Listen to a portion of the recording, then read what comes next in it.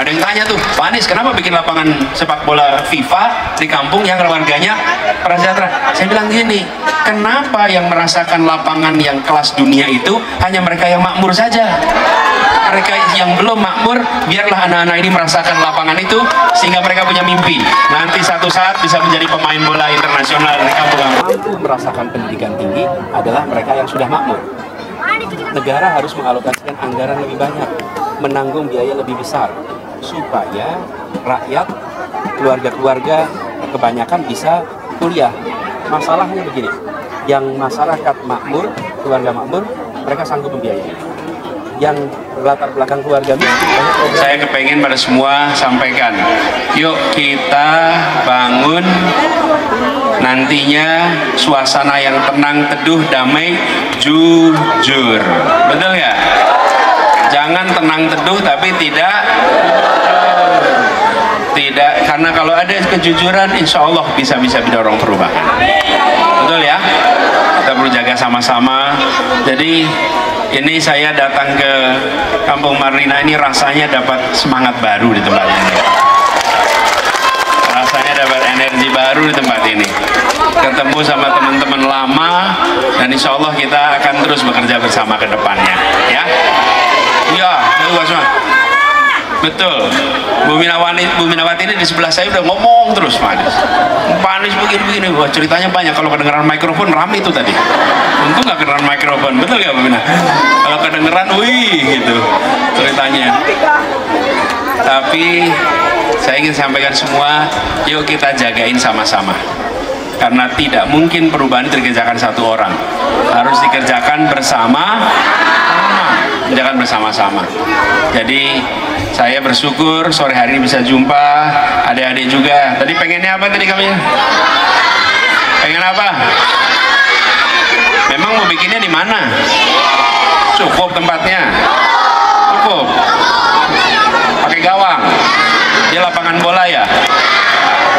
Sekarang kalau main bola di mana? Di sini. Ini udah bisa dipakai jadi. Nggak ada rumputnya ya. Ya, memang betul. Dulu ketika 5 tahun kemarin kita bikin lapangan bola ya. Lapangan bolanya kelas FIFA di kampung-kampung yang rakyatnya belum sejahtera. Ada yang tanya tuh, Pak Anies kenapa bikin lapangan sepak bola FIFA di kampung yang warganya prasejahtera? Saya bilang gini, kenapa yang merasakan lapangan yang kelas dunia itu hanya mereka yang makmur saja? Mereka yang belum makmur, biarlah anak-anak ini merasakan lapangan itu sehingga mereka punya mimpi. Nanti satu saat bisa menjadi pemain bola internasional di kampung-kampung. Betul nggak? Jadi nanti insya Allah semuanya pada bisa main lagi ya. Terima kasih semuanya, terima kasih teman-teman JRMK, dan saya berharap JRMK makin solid, jangkau semua. Sekarang kampung yang sudah dijangkau udah perbanyak, dan makin solid, makin terus membela rakyat miskin, menjadi pejuang untuk keadilan seperti yang sudah dikerjakan JRMK selama bertahun-tahun selama ini. Dan senang dengan ketemu semuanya. Insya Allah semuanya sehat, panjang umur, dan siap berjuang bersama lagi ya. Terima kasih. Assalamualaikum warahmatullahi wabarakatuh. Assalamualaikum warahmatullahi wabarakatuh.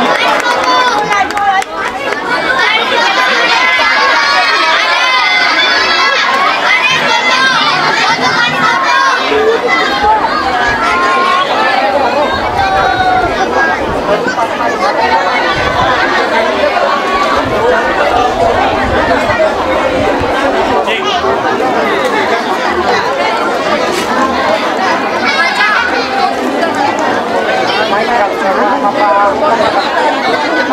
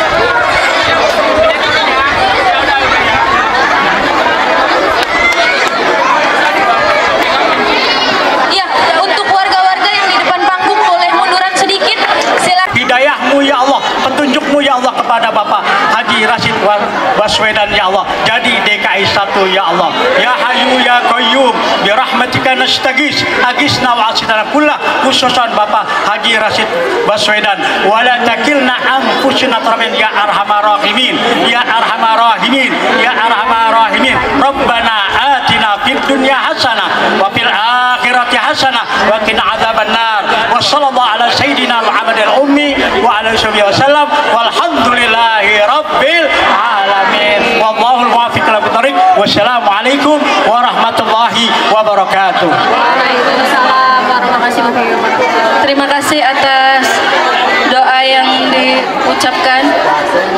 Semoga kita semua diberikan hidayah serta inayahnya dan diberikan manfaat untuk acara ini. Mohon maaf kepada semua yang hadir apabila ada kesalahan. Rindu seperti Bapak. Inilah yang kami harapkan kepada kaum meneruskan bagian DKI Masyarakat Sejahtera. Apakah pertimbangan dan aspirasi ini diterima? Oh iya, saya Edi, saya dari salah satu pengurus koalisi Marlina, salah satu anggota JRMK. Kami selama ini kami rasakan beberapa kali pemerintah DKI Jakarta ya, baru selama Pak Anies menjabat kami dimanusiakan, kami dilibatkan dalam sebuah pengambilan kebijakan. Jadi kolaborasi itu betul kami rasakan. Itu penataan jalan, perencanaan jalan itu betul dilakukan bersama warga. Dan baru itu kami rasakan 5 tahun kemarin. Sekarang kemarin kami juga usung Bapak, kami berharap Bapak dapat duduk di RI 1 agar kebijakannya lebih sebetulnya nasional. Tapi ternyata kita nggak tahu yang terjadi, sama-sama kita tahu lah. Ya. Nah ini harapan kami timbul lagi. Oh coba kami dorong Bapak kembali lagi duduk di DKI supaya masyarakat yang selama ini dimarginalkan, dianggapnya tidak ada, kami kembali dimanusiakan. Karena masih banyak banget warga miskin kota yang tidak dianggap keberadaannya. Banyak contohnya seperti hal-hal BWKB. Sekarang nasibnya kita nggak tahu bagaimana. Kita nggak bisa ngadu kemana. Kita nggak punya bapak istilahnya. Gitu. Semua penataan seolah-olah proyek yang Bapak canangkan ini stop sampai di sini. Kami tidak mau. Kami ingin berlanjut kolaborasi itu. Kami ingin kembali lagi bekerja sama dengan pemerintah yang sesungguhnya lah. Gitu. Kami rindu pemerintahan yang yang dekat dengan rakyat, yang hadir bersama-sama kami. Jadi semasa pemimpinan Pak Heru Budi ini program Pak Anies ini udah stop ya? Sepertinya seperti itu. Birokrasinya susah kami tembus. Gitu. Kalau kita dulu setiap bulan kita ada rapat koordinasi dengan Bapak, dengan staf Bapak. Gitu. Kita ingin ketemu dengan Bapak itu mudah. Kalau sekarang balai kota itu kayak udah nggak familiar dengan kami. Kami dipingpong untuk menemui satu biro itu susah banget gitu. Jadi memang seolah-olah apa yang menjadi cita-cita kami untuk menata kampung kami ini sekarang mandek gitu loh. Kami ketakutan kami adalah kami digusur, kami ditiadakan, dia tuh nggak ada, kembali menjadi gedung-gedung. Itu yang kami khawatirkan ke depan. Masa depan anak-anak kami tidak menentu. Pak, dari berbagai macam persoalan ini, Bapak tadi bilang ingin mengembalikan kondisi seperti semula, ingin memperbaiki kondisi rakyat. Ini menjadi komitmen Bapak untuk maju, Pak, bisa jadi pertimbangan? Ya kan memang dari dulu misi yang dibawa adalah menghadirkan keadilan. Jika saya tidak berada di dalam pemerintahan di luar, maka kami membuat gerakan-gerakan, ada gerakan bisa mengajar, gerakan turun tangan, misinya sama. Misinya ingin menghadirkan keadilan, membereskan ketimpangan. Nah, kemudian ketika tugas di Jakarta itu dilaksanakan. Ketika kemarin mendapatkan tugas dalam Pilpres, itu juga misi yang kami bawa. Nah, sekarang saya memang dalam fase menakar, mempertimbangkan, tidak ada undangan dari partai politik, dan kemudian masyarakat juga bisa dibilang seminggu bisa 3-4 kali di rumah itu berdatangan berbagai kelompok yang mengundang untuk saya kembali ke Jakarta. Dan hari ini saya mendatangi halal bihalal. Sebenarnya saya malah tidak aware tentang isi acara yang namanya halal bihalal. Ternyata teman-teman JRMK mengirimkan pesan yang sama. Nah, yang menjadi perhatian kita semua adalah bagaimana ketidakadilan itu terjadi dan tidak boleh dibiarkan. Jangan sampai Jakarta ini menjadi kota yang hanya memfasilitasi yang sudah makmur. Karena yang sekarang makmur dulu datang ke Jakarta juga nggak bawa apa-apa kok. Datang ke Jakarta berusaha. Saya sedang menakar, berdiskusi, berkonsultasi, tukar pikiran dengan berbagai pihak sebelum nanti memutuskan. Undangan partai politik itu politik mana? Partai politik mana aja? Partai politik perubahan. Ada Nasdem mungkin Pak salah satunya Pak yang ada di koalisi perubahan Pak. PKS. Pak Juli kabarnya mau. Penting Bapak kan ada yang belum pernah maju sebelum masa. Ini sudah ada komunikasi juga. Ada yang di luar koalisi perubahan nggak Pak partainya Pak? Ini kita tunggu sampai jalan. Biar teman-teman partai. Pak, kalau kriteria Pak emang benar Pak Juli mau daftar Pak? Bulan Juli mau daftar kabarnya? Oh ya, dari mana kabarnya? Kabar dari lapangan Pak. Hanya ke lapangan dulu. Istilahnya boleh Pak, Anies. Soal ini Pak sebagai Menteri Pendidikan di tahun berikutnya.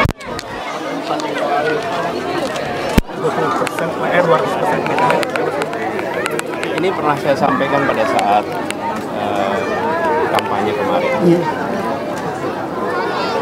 Biaya pendidikan tinggi itu memang mahal. Dan negara harus memutuskan kepada siapa biaya ini diberikan, dibebankan. Kalau biaya itu dibebankan kepada keluarga lebih besar daripada diambil negara, maka yang mampu merasakan pendidikan tinggi adalah mereka yang sudah makmur. Negara harus mengalokasikan anggaran lebih banyak, menanggung biaya lebih besar, supaya rakyat, keluarga-keluarga kebanyakan bisa kuliah. Masalahnya begini, yang masyarakat makmur, keluarga makmur, mereka sanggup membiayai. Yang berlatar belakang keluarga miskin, banyak program bantuannya. Yang kesulitan itu adalah mahasiswa yang dari keluarga tengah. Mau bilang miskin, dia tidak miskin. Mau bilang makmur, dia belum, keluarganya makmurin cukup. Nah, yang tengah ini nggak ada programnya. Nah, bagaimana caranya? Caranya dengan alokasi anggaran yang lebih banyak. Kalau dikatakan bahwa pendidikan tinggi itu bukanlah utama, tidak. Di Indonesia pendidikan tinggi adalah eskalator sosial ekonomi. Yang mendapatkan akses pendidikan tinggi, derajat kesempatan pekerjaannya lebih tinggi, kesempatan sejahtera lebih tinggi. Karena itulah mengapa pendidikan tinggi itu harus dapat alokasi yang lebih banyak, sehingga tidak mengalami situasi seperti sekarang. Kalau seperti ini diteruskan, maka mereka yang bisa kuliah adalah dari orang tua yang sudah kuliah dan makmur. Yang belum, keluarganya belum kuliah, belum makmur, nggak pernah bisa kuliah nantinya. Ya, oke, cukup. Masih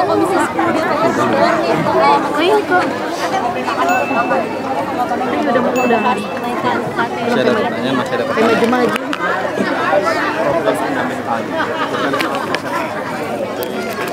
Karena kalau hanya mendiskusikan persentase nggak akan menyelesaikan masalah. Persoalan sederhana sekali. Biaya pendidikan tinggi mahal, kepada siapa itu dibebankan? Kepada keluarga atau negara? Itu hal mendasarnya. Selama itu tidak dibereskan, maka kita hanya berdiskusi persentase, nggak akan pernah selesai. Ya? Oke, cukup. Terima kasih Pak Anies.